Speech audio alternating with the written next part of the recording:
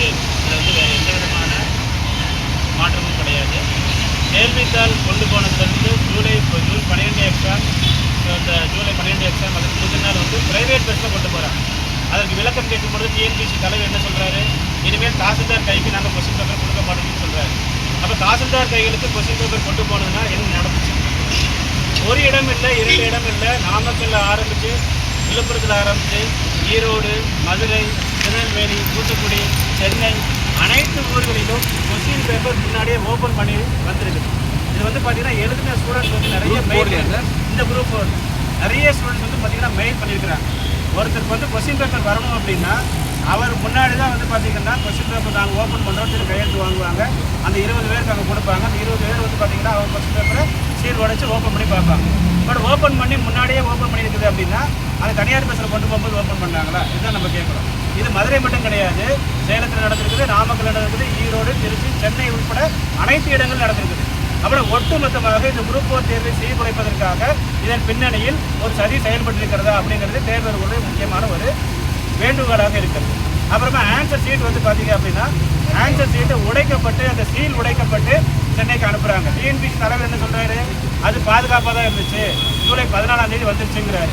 But தேர்வு கட்டுப்பாட்டு அலுவலர் என்ன சொல்கிறாரு, ஜூலை 13ஆம் தேதி வந்துச்சுங்கிறாரு. 2 பேரும் ஒரே அலுவலகத்தில் வேலை பார்க்குறாங்க. அப்படி இருக்கும் பொழுது ஒருத்தர் 13ஆம் தேதிங்கிறாரு, ஒருத்தர் 14ஆம் தேதிங்கிறாரு. அவர்களுக்கே வந்து பார்த்தீங்கன்னா ஆன்சர் சீட் எப்படி வந்துச்சு தெரியல. இவங்க எந்த லட்சத்தில் எக்ஸாம் நடத்துவாங்க அப்படிங்கிறது எங்களுடைய ஒரு முக்கியமான கேள்வி. சரி, ஓகே, இதையும் நாங்கள் பொறுத்துக்கிட்டோம். நீங்கள் எவ்வளோ கஷ்டமாக கேட்டால் நாங்கள் ஆன்சர் எழுதுகிறோம். எல்லாருக்கும் கஷ்டம் தானே, இல்லைன்னு சொல்லலை.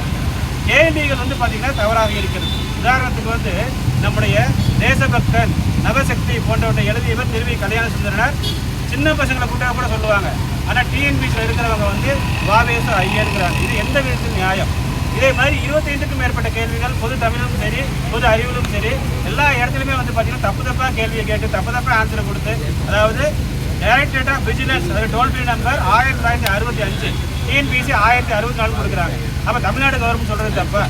ஹெல்த் டிபார்ட்மெண்ட்டில் வந்து பார்த்தீங்க அப்படின்னா சிக்கன் குனியாவுக்கு ஸ்கின் வந்து இறப்பாயிருக்கணுங்கிறாங்க, நீங்கள் இல்லைங்கிறீங்க. அப்போ ஹெல்த் டிபார்ட்மெண்ட் சொல்கிறது தப்பா? எலெக்ஷன் கமிஷன் வெப்சைட்டில் வந்து பார்த்தீங்கன்னா 30 தான் கொடுத்துருக்காங்க. 2002ஆம் வருட இவிபிசி இந்தியா ஃபுல்லாக ஆப்ரேட் பண்ண ஆரம்பிச்சு நீங்கள் 2003 சொல்கிறீங்க. அப்போ எலக்ட்ரானிக் ஓடிபிசியை பயன்படுத்தக்கூடிய எலெக்ஷன் கமிஷன் சொல்கிறது தப்பா? இந்தியா வந்து பார்த்தீங்கன்னா ஒரு ஃபெடரல் சிஸ்டம் நீங்கள் சொல்கிறீங்க. பட் பாசி பண்ணுறது சுப்ரீம் கோர்ட் சொல்கிறது. அப்போ சுப்ரீம் கோர்ட் சொல்கிறது தப்பா? அப்போ சுப்ரீம் கோர்ட் சொல்கிறது தப்பு, எலெக்ஷன் கமிஷன் சொல்கிறது தப்பு, தமிழ்நாடு ஹெல்த் டிபார்ட்மெண்ட் சொல்கிறது தப்பு, டைரக்டரேட் ஆஃப் விஜிலன்ஸ் சொல்கிறது தப்பு. நாங்கள் மட்டும் தான் கரெக்டுங்கிறது எந்த நியாயம்? அதாவது சிவில் ஜட்ஜ் தேர்வில் பாதிக்கப்பட்ட ஒரு நபர் ரீவேரியேஷன் கேட்குறாங்க. ரீவேரியேஷனுக்கு இடம் கிடையாது டிஎன்பி சொல்கிறாங்க. பாதிக்கப்பட்ட நபர் வந்து பார்த்தீங்கன்னா கோர்ட்டில் ஹைகோர்ட், சுப்ரீம் கோர்ட் எல்லா கோர்ட்டையும் வழக்கு தொடங்குறாங்க. வழக்கு தொடர்ந்து ஹைகோர்ட் நீதிபதிகளே வந்து பார்த்தீங்கன்னா அந்த பேப்பர் எடுத்து இவங்க எலிஜிபிள், இவங்களுக்கு மதிப்பெண் கொடுக்குன்னு சொல்கிறாங்க.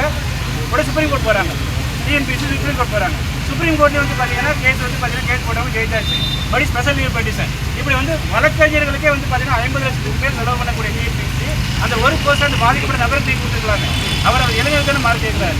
அதாவது வந்து பார்த்தீங்கன்னா முதலமைச்சரின் காலை உணவு திட்டம் அப்படிங்கிற ஒரு கொஸ்டின், அது முதலமைச்சர் தலைவர் ஸ்டாலின் அவர்கள் வந்து அதை ஓப்பன் பண்ணி வச்சிருக்கிறாங்க அப்படின்னு ஸ்டூடெண்ட்ஸ் வந்து நீட்டாக எழுதிக்கிறாங்க. அதுக்கு நீங்கள் ஸ்டூடெண்ட் கொடுக்குறீங்க அப்படின்னா அது முதலமைச்சர் ஸ்டாலின் திட்டத்தை ஓப்பன் பண்ணலையா? சரி, ஜெயலலிதா அவர்கள் ஓப்பன் பண்ணாங்களா? நீங்கள் என்ன சொல்ல வரீங்க? எல்லாமே தப்பு, நாங்கள் தான் கரெக்ட். அதாவது ஆர்டிகல் 14 படி நோ ஒன் இஸ் அபவ் லா, யாருமே வந்து லாவுக்கு மேலே கிடையாது. பட் இங்கே வந்து பார்த்தீங்கன்னா டிஎன்பிஎஸ்சி அபவ் லா, இவங்க சொல்கிறது அதுதான். உங்களுடைய நோட்டிஃபிகேஷன் நீங்கள் என்ன கொடுத்துருக்கீங்க? எனி காசு வந்து பார்த்தீங்கன்னா ஹைகோர்ட்டுடைய ஆர்டர் எழுதிக்கிறீங்க. ஹைகோர்ட்டு ஆர்டர் எழுதி சொல்கிறது நீங்கள் ஹைகோர்ட்டுக்கு அகைன்ஸ்டாக அப்படின்னு சுப்ரீம் கோர்ட்டுக்கு போகிறீங்க. சுப்ரீம் கோர்ட் போய் நாங்கள் ஜெயிச்சாச்சு. அப்புறம் நீங்கள் வேலை கொடுக்கறது இல்லை. சாலை பணியாளர் தேர்வு, சாலை பணியாளர் தேர்வில் நீங்கள் தான் வந்து நோட்டிஃபிகேஷன் என்ன சொல்லியிருக்கிறீங்க? ஐடிஐ படிச்சிருக்கணும், டிப்ளமோ படிச்சிருக்கணும், இன்ஜினியரிங் படிச்சிருக்கணும்னு சொல்லிட்டீங்க. எல்லாரும் எழுதியாச்சு. எழுதி முடிச்சு இன்ஜினியரிங் படித்தவங்க, டிப்ளமோ படித்தவங்க வேலை வாங்கியாச்சு. நல்ல மார்க் எடுத்துருக்காங்க. நல்ல மார்க் எடுத்த உடனே ஐடி படித்த ஸ்டூடெண்ட்ஸ் என்ன பண்ணுறாங்க? கோர்ட்டில் கேஸ் போடுறாங்க. நீங்கள் இன்ஜினியரிங் ஸ்டூடெண்ட் எழுத வச்சது உங்கள் தப்பு, டிப்ளமோ ஸ்டூடெண்ட் எழுத வச்சது உங்கள் தப்பு. எல்லாம் எழுதி முடிச்சதுக்கப்புறம் டிப்ளமோ எலிஜிபிள் கிடையாது, நான் இன்ஜினியரிங் எலிஜிபிள் கிடையாது, ஐடிஐ மட்டும் எலிஜிபிள், அவங்களே எழுத வைக்கிறீங்க. செக்ரட்டரியேட்டில் நீங்கள் வந்து டைரக்ட் அசிஸ்டன்ட் கோர்ஸ் எடுக்கிறீங்க, அதாவது அசிஸ்டன்ட் செக்ரட்டரி ஆஃபீஸர் கோர்ஸ் எடுக்கிறீங்க. எடுக்கும் பொழுது நீங்கள் என்ன சொல்றீங்க? கவர்மெண்ட்டில் ஜூனியர் அசிஸ்டன்ட் 5 வருஷம் வேலை பார்க்கணும், இல்லைன்னா அசிஸ்டண்ட்டாக ஒரு 3 வருஷம் வேலை பார்க்கணும், அவங்க எழுதிக்கிறீங்க. 350 ஜூனியர் அசிஸ்டன்ட் எக்ஸாம் எழுதிக்கிறாங்க, 350 அசிஸ்டன்ட் எக்ஸாம் எழுதிக்கிறாங்க. ரிசல்ட் ஒரு பொழுது வந்து பார்த்தீங்கன்னா ஜூனியர் அசிஸ்டன்ட் கிடையாது அப்படின்னா அந்த 6 மாதம் உட்காந்து படித்தவங்க அவங்களாம் வந்து வேலை எக்ஸ்ட்ரா படிச்சுருக்காங்க. இப்படி ஒவ்வொரு தேர்விலுமே வந்து பார்த்தீங்க அப்படின்னா குளறுபடிகள், முறைகேடுகள், அது இதுன்னு சொல்லி ஏகப்பட்ட விஷயங்கள் வந்தாலும் உலக அமைதிக்கான நோபல் பரிசு 2025 டிஎன்பிஎஸ்சி தான் கொடுக்கணும். இவ்வளவு உதவி சொல்லியும் 1 மாசமா வந்து குரூப் 1 மறுதேர்வு வேணும்னு சொல்லி எல்லா இன்ஸ்டியூட் சொல்றாங்க, எதிர்கட்சி தலைவர் சொல்றாரு, எல்லா கட்சியும் சொல்றாங்க. ஆனாலும் நாங்கள் அமைதியாக ஏற்படுத்துறோம் அப்படின்னா உலக அமைதிக்கான நோபல் பரிசு வந்து பார்த்தீங்கன்னா அடுத்து நோபல் பரிசு யார் அனுப்புவாங்க? டிஎன்பிஎஸ்சி தான் கொடுக்கணும். சரி, ஓகே, டிஎன்பிஎஸ்சி அவ்வளோ அமைதியாக இருக்கிறாங்க. தமிழக அரசாங்கம் மீது தலையிட வேண்டும்.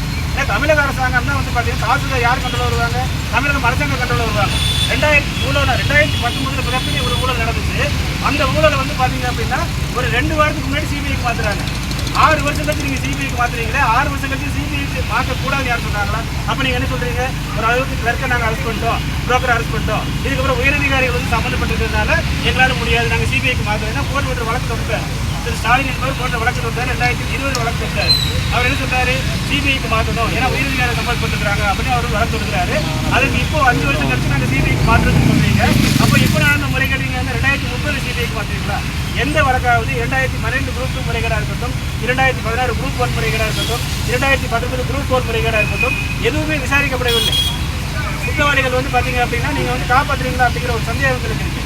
குரூப் 4 தேர்வு என்பது ரொம்ப ஏழை எளிய பாவப்பட்ட மக்கள் எழுதக்கூடிய ஒரு எக்ஸாம். அந்த எக்ஸாமில் வந்து நீங்கள் வந்து இவ்வளவு கடினமாக 1953 இருக்கிற புக்கெல்லாம் நீங்கள் கேட்குறீங்க. இப்போ ஒரு சோப்பு வாங்குறோம் கடையில் போய் 25 ரூபா 50 ரூபா சோப்பு வாங்குறோம். சோப்பு டப்பா வந்து உடஞ்சிருந்துச்சு அப்படின்னா நம்ம திருப்பி கொடுப்போம். இதே மாதிரி கொஸ்டின் பேப்பர் உடஞ்சிருக்கு, நீங்கள் திருப்பி எக்ஸாம் வைக்க படிக்கிறீங்க. எலெக்ஷன் கமிஷனும் சரி, டிஎன்பிஎஸ்சி சரி, ரெண்டுமே வந்து பார்த்தீங்கன்னா ஒரு கான்ஸ்டியூஷனல் பாடி, அரசியல் சார்ந்த ஒரு அமைப்பு, அரசியலமைப்புக்கு உட்பட்ட ஒரு அமைப்பு. எலெக்ஷன் கமிஷனில் வந்து பார்த்தீங்க அப்படின்னா ஒரு கவர்னர் வந்து ரீகவுண்டிங் வைக்கிறாங்க. அதுமாதிரி கவர்னர் எடுத்து நீங்கள் ரீ எக்ஸாம் வைக்கலாமே. எல்லாத்துக்கும் வந்து பார்த்தீங்கன்னா லாஜிக் இருக்குது. அதனால் எதுவுமே நாங்கள் செய்ய மாட்டோம் அப்படின்னு டிஎன்பிஎஸ்சி வாய்மொழி மௌனியாக அடுத்து 1 மாத காலமாக இருக்கிறது. இது மிகவும் கண்டிக்கத்தக்கது. இதுக்கு வந்து பார்த்தீங்கன்னா தமிழக முதல்வர் அவர்கள் முடிவெடுக்க வேண்டும். ஓகே.